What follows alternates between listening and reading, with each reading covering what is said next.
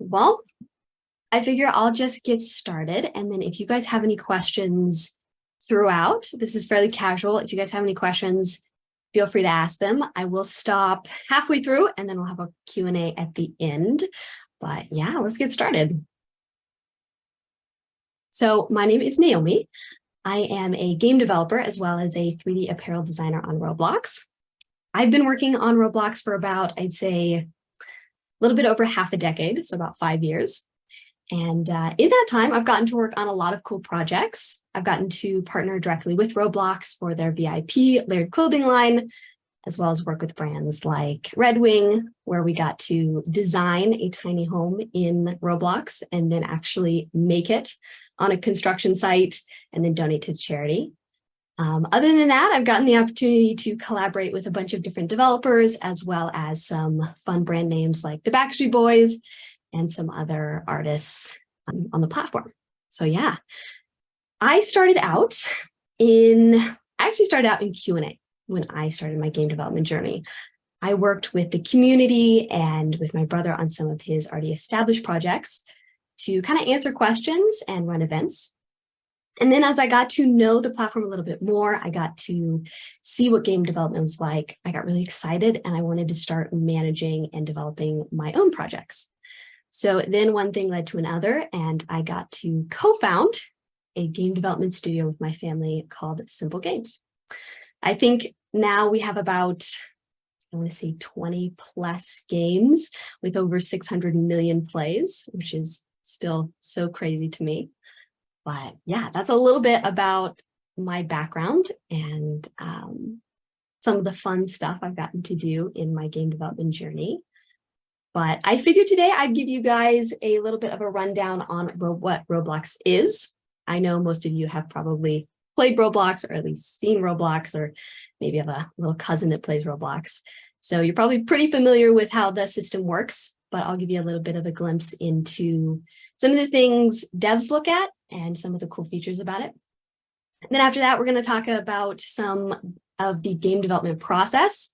Now, game development is a really huge career. So I've kind of tried to narrow it down into a few steps to kind of help you guys see what we think about when we make games. Then after that, I'll give some tips and tricks, and then we'll have questions. So yeah, let's jump right in. So Roblox, as most of you know, is a game hosting platform, essentially. Not a lot of games on the platform are actually made by Roblox. They're made by outside developers that then publish their games on the site.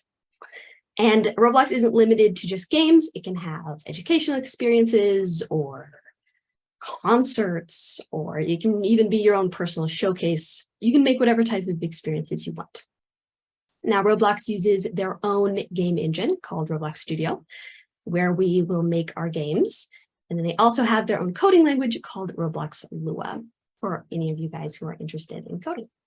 So those two things are the two things we use to develop our games through Studio. Roblox also works with a virtual currency called Robux. So essentially, kids go on, they pay for the virtual currency Robux, and then they can spend Robux in the platform on either avatar items or in-game purchases and things like that. So, and then us as developers get to DevX out those Robux to turn it back into currency we can actually use.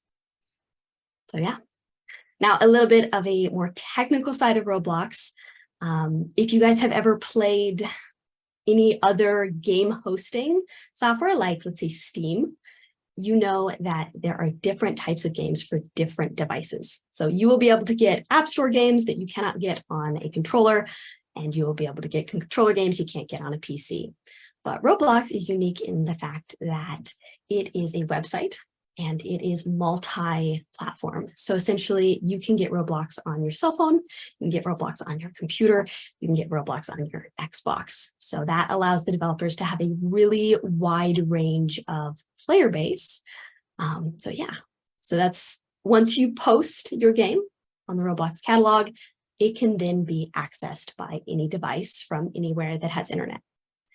This goes for not only games, but most of the things on the website. So if you make 2D clothing or any of the other host of things you can do on Roblox, it can be accessed by anybody with internet.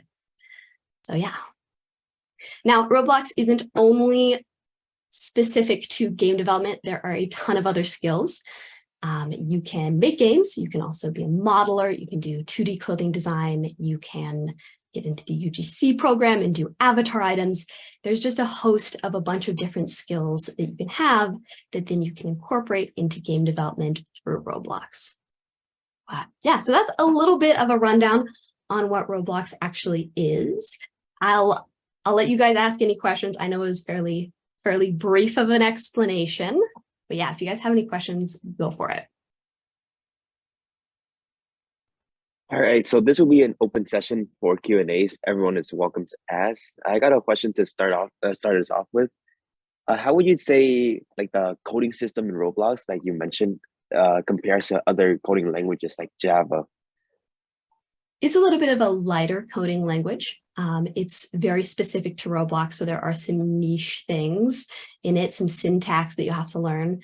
But as far as its bulk, it's considered, I want to say, an easier language, if coding languages can be easy.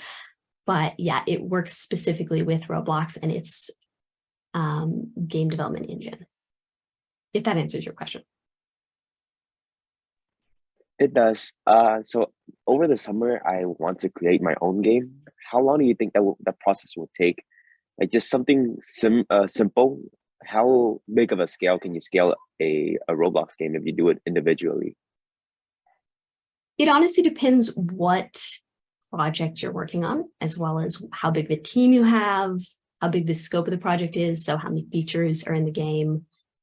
It can take anywhere from 2 weeks if you're doing like a fun little showcase to, I know some of the more bulk games can take up to a year. It just depends what you want to get out of your experience and how many people you have to actually make it happen. So it varies quite a bit. Thank you. Is there anyone else with questions? Feel free to ask. I just have a question about like the modeling process. So I've used Blender before, and I was wondering in terms of like the difference between the level design on Roblox and modeling on Blender, how do they differ? So on Roblox, you can kind of build and design through their studio interface. So you can, make a part and color it and make terrain and things like that inside the game engine. A lot of times with game development, we will make assets outside of the engine. So like complex models or characters or things like that you can't just make with basic shapes. And then we'll import that into the software and then kind of mesh the two together. So essentially you're working with two worlds. You do have to have a good understanding of Roblox Studio to know how to set different pieces of it up and work with terrain and sort everything to make it work with Roblox. But yeah, if you know how to model and texture, that's an invaluable skill. You can use it in game development on Roblox too. Thank you. All right, are there any other questions before I move on? I think we should be good. Okay, cool. All right, so since game development is so broad of a term, there's a lot that goes into mini games, and it depends whether you're developing on mobile apps or for PC or what kind of game you're developing. So there's a lot of things that go into it, but essentially today I wanted to kind of boil it down into 6 of the steps that go into almost every single project. Most of the projects run through a similar trajectory of steps. So yeah. So the first step is the idea phase. And this is probably, I want to say, the most fun part of game development. It's where you can really let yourself go crazy with different ideas. Once you have that initial spark of what you want to make, whatever the idea may be, this phase is just to get all those ideas on paper. Just write them down. There's no such thing as a bad idea in this phase. You can explore your options. If you're working with a team, this is the phase to like get everybody around a table, have them, brainstorm and work out just all the possibilities for whatever project you're making. So this one's a really fun phase, and it's a fairly short phase. Normally you'll have an idea and you'll be able to like write it down. A lot of times we have many different game ideas happening at the same time and many different like notebooks of ideas. But yeah, once you have the idea phase, the next phase, actually in your idea phase, what you're going to want to look at is different aspects of a game and how those work together. So for instance, as you have your idea, you're going to want to think about style of your game. So you have options like you can go realistic, like if any of you have played Call of Duty, that's a very realistic game, very high fidelity items. Or for instance, like Minecraft, which is very low fidelity, a very low poly game. So you're going to want to think about what your world's going to look like, as well as how players in your game are going to interact. So are you going to have a game where they essentially like Uno, where you have a small group of people, or maybe your game just relies on one player, or you have a game like the bottom example where you have a ton of different people all collaborating together.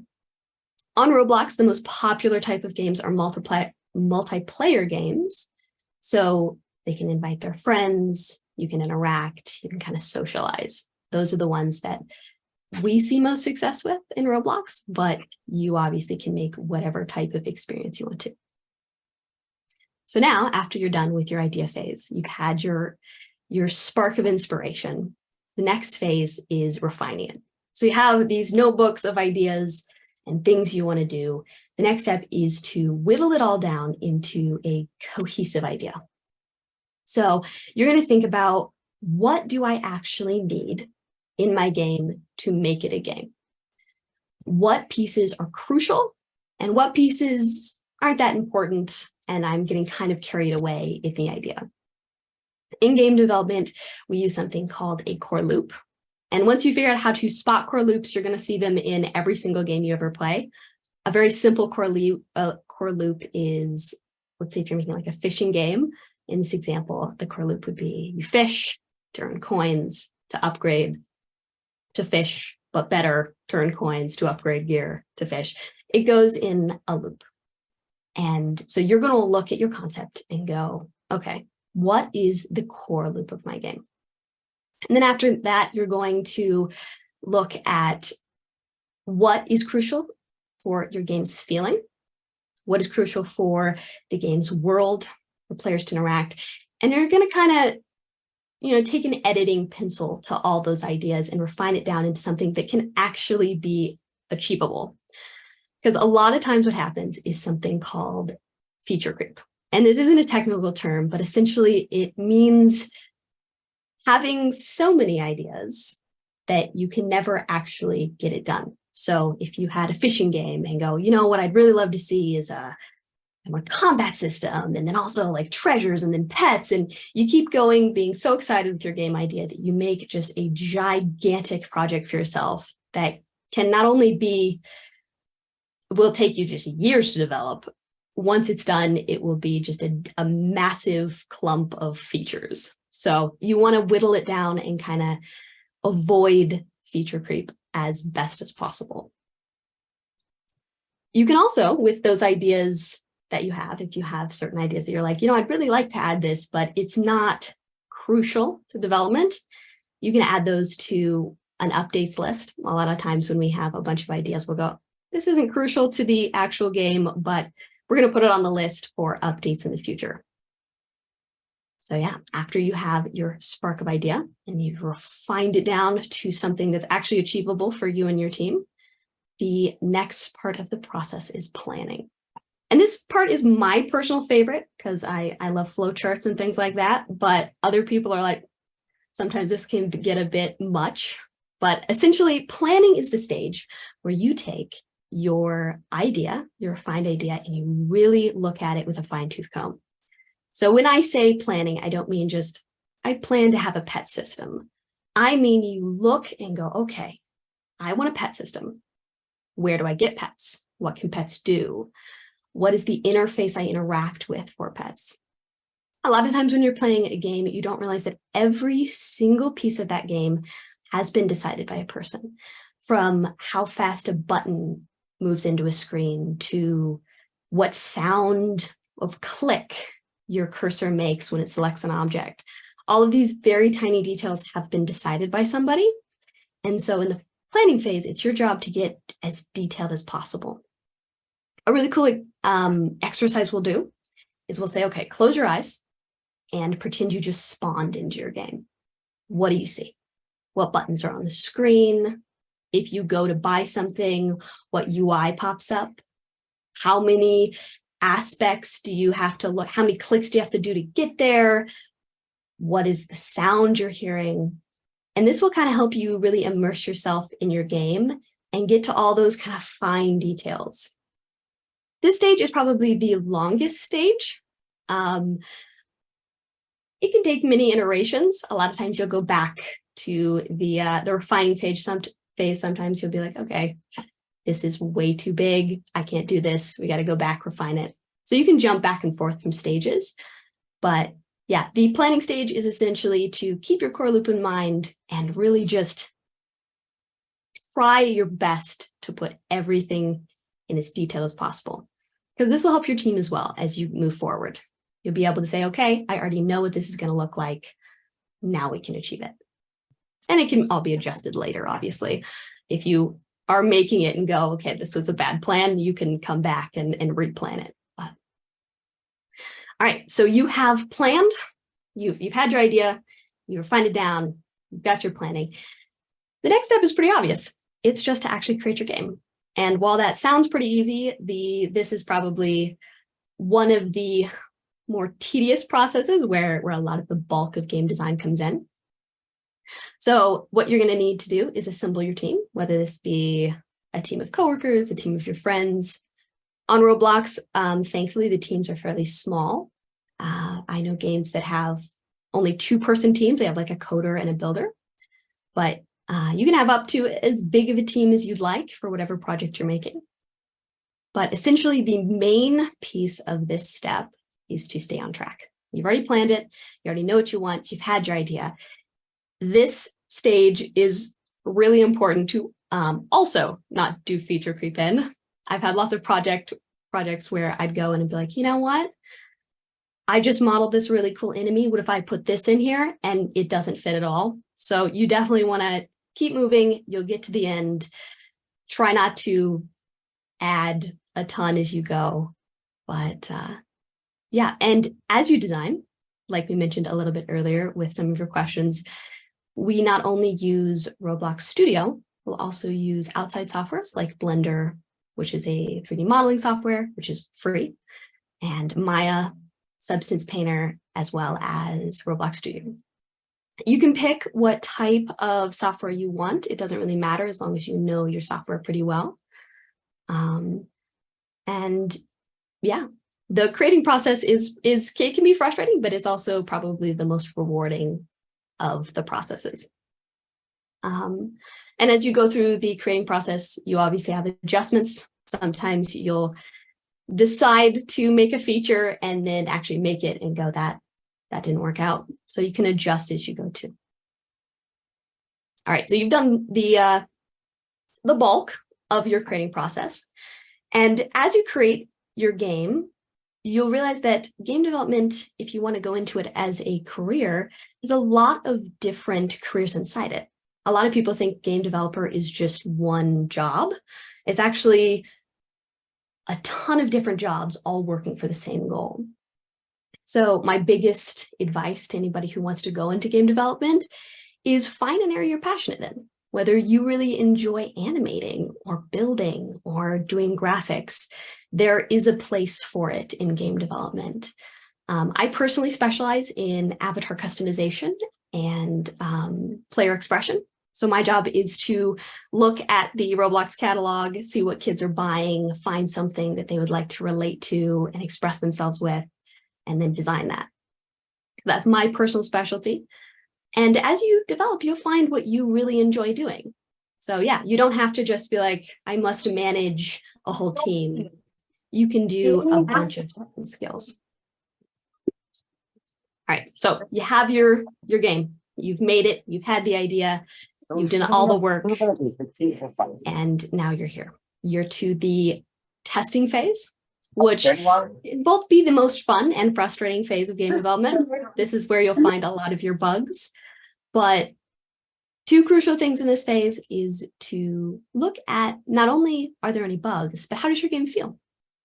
There was a project where we designed a huge map, and we had gotten all the way done with development, and then we all got in and tested it and realized it is humongous. There is no way to get from one end to another feasibly. So we had to go back to the drawing board and kind of squish the map a little bit. And there'd be no way we could tell that without getting people in there and actually testing it. The testing phase is also a great way to network with your friends or community members. I can't tell you how invaluable it is to have someone else play what you created. There have been times where I'm like, this is a very obvious feature. You just hit this button and then this happens. And then when a new person joins in, they have no idea what to do. So you kind of go back and be like, okay, we gotta redo this. But yeah, the testing phase is fairly self-explanatory. All right, so after the testing phase, congratulations. You have pretty much made your experience. It's all the way finished. You've gone from idea to creation to testing, and you're pretty much done. I will say this final phase is it's not crucial to the development, but any game you'll play, you'll see that they will have updates or patch notes or things like that. So updates are actually a big part of what we think about. Even at the very beginning of having the idea, like we talked about, we make that kind of updates list. This is when we can enact those ideas. So updates are a great way also to connect with players. Once they've already played your game, they can be like, hey, I love it, but I want a blue house now. And you can create new assets to not only bring players back, but also get new players. So we've had updates like we just, for our survival game, we added horses to our game or to be a stylist or jobs or pets. The sky's the limit as far as what you can do with different updates. You can theme them for holidays. That's a very popular thing in game development, is to do an Easter update or a Christmas update. But yeah, just have fun with it. So that's a very brief, but also very long description of the different steps we take when thinking about a game project. I'll leave you guys with one last slide before I'll wrap it up, which is some tips and tricks I suggest. My first one is networking. It's invaluable to get to know the people in your industry. Roblox has a lot of different options, both on Discord or on their dev forum, where you can network with other people that have the same interest as you and really learn from their skill set. The second one is know your tools. This is a fairly obvious one. Whatever you do, at least do it well. Knowing Roblox Studio and knowing the different things it can accomplish and how to use it is going to save you so much time as you try to make your games. The last one is actually play games, which seems really obvious. But if you play games and experience other experiences, you'll be able to pull different pieces of knowledge and go, actually, I really like this system in this game, or I really like the character design over here. And that can give you a better idea of both what's possible as well as what you can also achieve. So yeah, that's about it for my slides. I'll open it up to Q&A. I know that was quite a lot of information quite quickly, but if you guys have any questions, go for it. So I just got a general question about the game development field. What are like specific personality traits that people look for when they are entering this field? Like, what personality traits should you have when you're entering this field of game development? It actually depends what field inside game development you want to do. Let's see, as far as personality traits, you'll see themes. Like a lot of times managers will be very good with people as well as very good with organization. If you want to do something technical like animation or scripting, a lot of times that takes a different type of personality where you're very good by yourself and regulating your time. I don't know if personality traits are inherent to the job. You'll find lots of different people with lots of different personalities. It's more the ability to get things done well. And if you have that ability, you can pretty much make it in most of the areas. I see, I see. So this again is an open session. Everyone feel free to either say your question or you guys can type it in the chat. Hi, I have a question. Do you feel like it's necessary to have a degree to work in Roblox? I'm gonna unfortunately keep repeating myself, but it does depend the career path you want. In Roblox, no. If you want to get into just Roblox development, it's great. It's free virtually. You can set up a team. There's lots of people who want to do it, lots of resources. So you don't need a degree. I don't even think there is a degree in Roblox development. So it's just trial and error mostly. If you want to go into what's termed AAA games, which is like Call of Duty, World of Warcraft, any of those big names, those do require either past experience, so Roblox counts as past experience or a portfolio, or a degree. A lot of times if you're a coder, you'll need a CS degree, like a computer science degree to get in, even in the door with those. But if you're going more creative, a lot of times, as long as they can see you can do your work well and you have a good eye, that's what they look for. But yeah, if you want to be a coder, you need a computer science degree. And then I have a question. So like as a Roblox designer, what is your like daily workflow like? And how is it different now compared to when you like first started? That's a good question. What was the difference between my workflow when I started? I think now it's a lot more management than when I started. You'll find that a great part of Roblox is there's a ton of opportunity. You can really create and partner with a ton of different people and do a ton of different projects. So a lot of the time now is kind of organizing that all out to be efficient and actually use your time well. Where in the beginning, it was a lot more trial and error, having fun, experimenting. And once you know the skill, then it's like, okay, how do I use my time the best now that I know how to do it? But yeah, a day-to-day workflow could be, depending on the job, a lot of times it's checking what you have to do that day based on the plan you made for the project. Whether you're the one in charge or maybe not the one in charge, maybe you have to report to somebody, checking what you got to do, getting that done, testing. That's a lot of the workflow, both for scripting and building. If you're in a creative field, research and development is a lot more kind of having moments to be inspired and not constantly stressed is helpful. But yeah, so you can make your own daily workflow, though. I know a lot of devs that wake up at like 5 p.m. and then develop all night, or developers that wake up early. It really is however you work best, as long as you get that work done. Just like a follow-up on that, like how many hours do you usually spend like for working per day or like week? That's a great question. A lot, since I have a lot of projects I manage, and I manage a team, I will probably spend a lot more hours than what is probably helpful. But it mostly boils down to what is the deadline. If you have a very strict deadline, there are days where you do have to work more than a full-time job to get it finished. And then there are days where you're like, hey, there's not a ton of projects here. I can relax. In the creation of a project, like that creation period I talked about, that's probably the most stressful time when you're like, okay, I want this done now. Just get it done. I want to test this. I want this to be out. You're allowed to choose if you work for yourself. Like if you're making your own game, you can choose what your workflow is like. Obviously, the slower that you work, the longer it's going to take you to develop a game. But if you're working for a company, a lot of times it's just full-time work. there is something in game development called by a few names. Crunch is essentially what a lot of people call it. And that's when they ask you to work over hours. It depends the studio. Most of the times that's frowned upon because it stresses everybody out. But if you're working with a good team, most of the time everybody's like, yeah, I worked a few extra hours to get this done.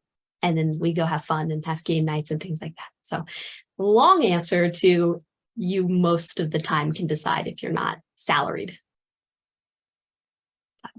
Thank you. Yeah. This is more of a personal question, but what personally inspired you to go into game development and specifically for Roblox? So I had always loved the idea of like taking a concept and making it into something other people could have fun with and enjoy. Since I started more in Q&A and actually worked with, my brother had done some projects on Roblox to begin with. And I'm like, oh, that's really cool. I'm stealing your idea. We got to work together and develop some things. And then we founded the company. So at that time, Roblox was, I think it was mostly the main option. Like there wasn't a lot of other areas where you could, as just a normal person, get into game development. You had to have either years of experience to apply for other jobs or an amazing portfolio. So Roblox was kind of that way you could get that experience and experiment and find your audience and player base without putting in thousands and thousands and thousands of dollars. It's still that way. You can still develop for virtually free and get a great amount of recognition based on the players that are already there. So that's kind of why I chose Roblox when I first started out, and I still work with Roblox. And yeah, I think what inspired me was all that. Although it's actually really fun to have an idea and see it come to life and be able to plan it out and watch it happen and see the potential turn into a reality. It's really fulfilling and really inspiring. And you also get to collab with a bunch of cool people. So.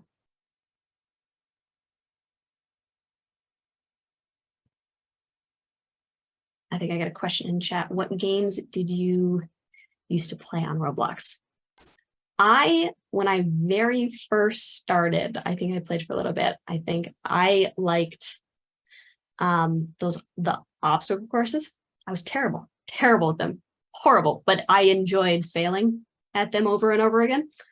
So I think that, or there's a game that's still around. I think it's called Disaster Survival by Stickmaster Luke. That was fun. I really enjoyed that one. So, or some old survival games on Roblox were probably my choice back in the day. I also used to like playing those obstacle courses games, and like gaining momentum and continue to go is crucial. And this leads me to my question as well. How important is the fact of motivation and momentum when you're developing a game? Because I've seen cases where people develop, then they take like a short break, then they try to go back to it, but they're just like out of the loop. So how do you continue it? That's you've hit on what a lot of people struggle with. That it's a complicated answer. The biggest piece of that is in that kind of planning phase, that feature creep phase. If you know that this is the start and this is the end, this is what we do in the middle, it's a lot easier to motivate yourself and have a task list. I highly recommend new developers. A task list is crucial because you'll wake up on days and be like, I don't want to have to figure out what to do.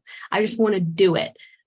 And being able to consistently do that and kind of plan your day around it, if you're not a full-time developer, is really crucial. There's a lot of new developers that will get in and be like, I am so excited to do this project. We're going to do it in a week. It's going to happen. And they'll go for a whole week and then be like, oh, this is a lot. I don't want to do this anymore.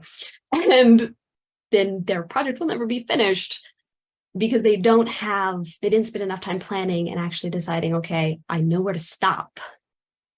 Because when you look at a project and there's just an infinite void of possibility, you're like, so having a plan is my biggest recommendation to motivation, and a checklist. But yeah, it's also a personal question. If you motivate yourself in a certain way, I highly recommend you take some time off and be able to re-motivate yourself so you don't completely burn yourself out. But yeah.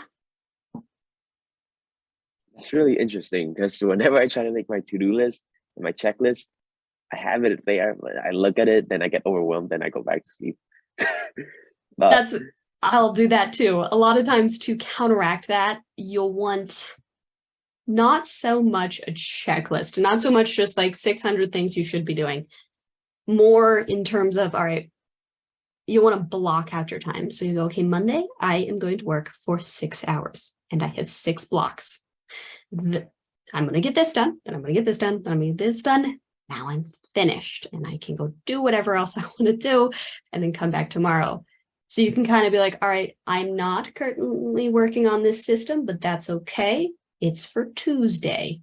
And that'll kind of relieve that sense of like, I'm never going to get any of this done. There's 600 things. It's never going to happen. I might as well quit now. Blocking it out in time frame helps a little bit, or stages, however you do it. I see. Gotta try that out soon. There's lots of different apps and things, and it's trial and error. But you will have those days where you wake up and be like, not today. And then you kind of just make up for it sometimes. We all have the days we don't work as well as we probably should.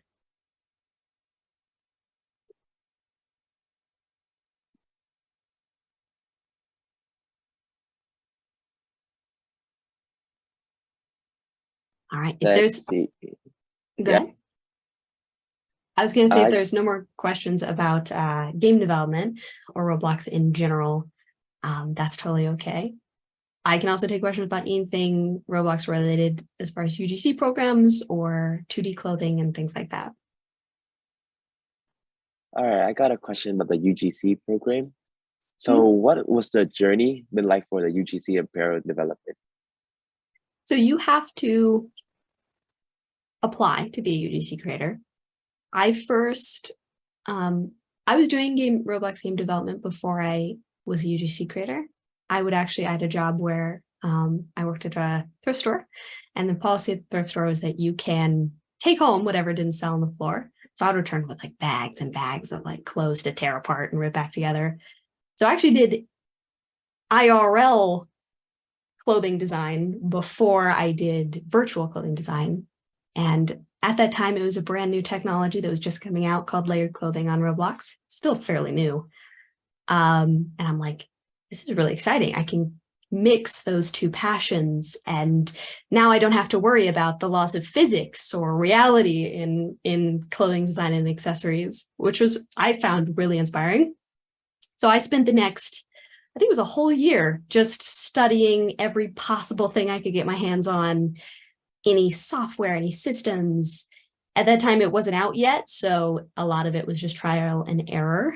But then when the program actually launched, for Roblox, you have to apply to be a UGC creator currently. Now, I think they're trying to make that public here soon, but I don't know. So you'll apply with an application that will have all your past work in it. You do have to know how to model and texture and understand how it works, do a little bit of research. And then you'll either get accepted or denied. And then you have access to post your creations on the avatar catalog, which is where you buy all your customization things from. So did that answer the question? Yes, it did. Okay. Jumping off of that, but kind of more related to like game environmental design in general, how do you kind of like, what is your design process in like planning out the game and like the entire environment? Do you usually like sketch it out, or do you kind of like have a prototype on Blender, for example? So there's a correct answer for this, and then there's the way we do it. In like AAA games, the common practice from what I know, is essentially you'll do something called gray boxing, which is for environment design. Mostly this is for cities and things like that have a very complicated structure or a lot to manage, and you have a lot of people. You have one person go and they'll gray box it out. So just put literally just gray boxes like, okay, this house is this shape. This house is, this square. This is a village. This is a pasture type idea. Their first pass around. That's if you have a lot of people, and a lot of people who need to communicate really well, or you're going through a lot of passes in a game that needs a lot of feedback. For Roblox games, since you'll probably only be working with either yourself or a few other people, if you're the person who had the idea, you have more freedom. You can kind of sketch it out if you wanted to. You can make paper mache of it if you want to.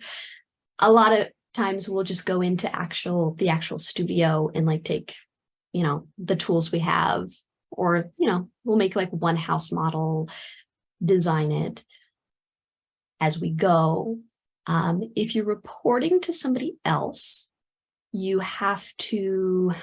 either get a concept of what they already want, or you'll kind of have to block it out, give it to them, get them to say yes, and then do it fully.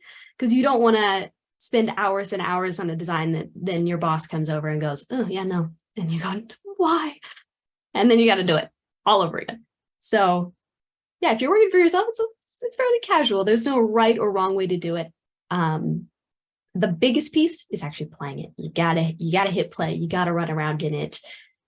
Scales of items, distances of things, really feeling how the player is going to feel. And also keep in mind how many people will be on your map. If there's 600 people on a map, it feels very different than if there's 2. So yeah. The Roblox, it's whatever way you do it and like to do it. As long as you get it done, there's no real perfect way, unfortunately. Yeah, thank you. So jumping off of that, you kind of mentioned about like the difference between like AAA and like kind of developing like more indie style development. So I know that Roblox has like their own studio, so you can like work at Roblox. I think it's in San Francisco. So what would you think is like the difference between like just working on your own game, like indie game development on Roblox versus kind of working in like that bigger studio? So Roblox itself doesn't make games. So they have a team that works with game developers, and maybe they'll make like a concert or two. But for the most part, 99% of the games you're going to see on the platform are made by developers. If you work for Roblox, you'll probably be working on maintaining the studio. If you're a coder, you'll probably be working on new features, new plugins for developers to use. You might be working on PR teams as well as, or brand teams. There's a brand team that, brands come in and then they pass them to developers. There's a whole host of jobs to work for Roblox technically. But from my knowledge, now this may change, so take this with a grain of salt. Working for Roblox is different from working for, let's say if you worked for like Blizzard, where they have a game you're going to be developing for a game, you're going to be building for a game. If you work for Roblox, you're not going to be developing for a game, you're going to be running the platform. So if you want to do actual game development, you have to join one of the development studios on Roblox. So either Simple Games, or there's a host of other game development studios on Roblox, and they work on the actual games on Roblox, if that answers your question at all. It's a little confusing, but essentially Roblox is, I like to term it, it's like YouTube for games. YouTube doesn't make videos. I mean, it does, maybe it has a channel, but the majority of YouTube is other people and other companies and other creators, and that's their whole platform, if that makes any sense. Yeah, thank you. Yeah.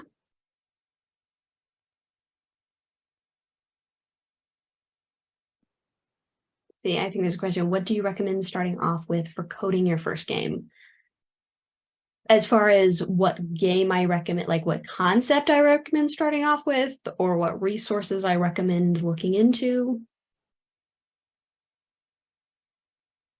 I'd probably say as far as concept, if it's your very first one, start with something small. Start with like a showcase. There's a lot to it. So getting to know the systems is the biggest struggle, how to use them properly. A lot of developers have gone through a ton of personal projects before making a game that actually gets launched. So there's absolutely no shame in practicing. That's how we all get to where we are.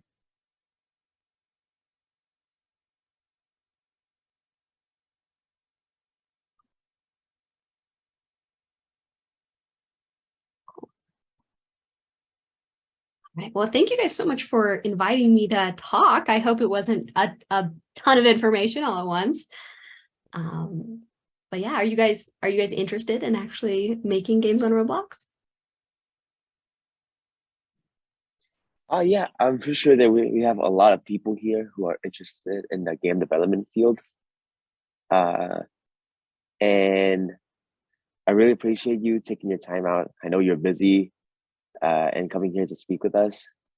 As a lot of us here, we want to get into this field, but we just don't know where to start, or because it feels like such a big pressure and such a big challenge to get them to start off. So we end up like plateauing ourselves. So it's really nice to have someone here to talk with us. Yeah, of course. And if you guys have any other questions, feel free to reach out. Roblox is a great place for that. Like, it has a built-in audience. You don't have to have millions of dollars to launch a game. You can have fun with it. So yeah, my biggest recommendation is there's so many different areas in game development that if you have a passion for something, you can probably use it in game development. So yeah, you don't have to be the one that makes the whole ideas or plans the whole game. You could be an animator and have fun with that, or make particle effects, or there's a ton of different things you can do.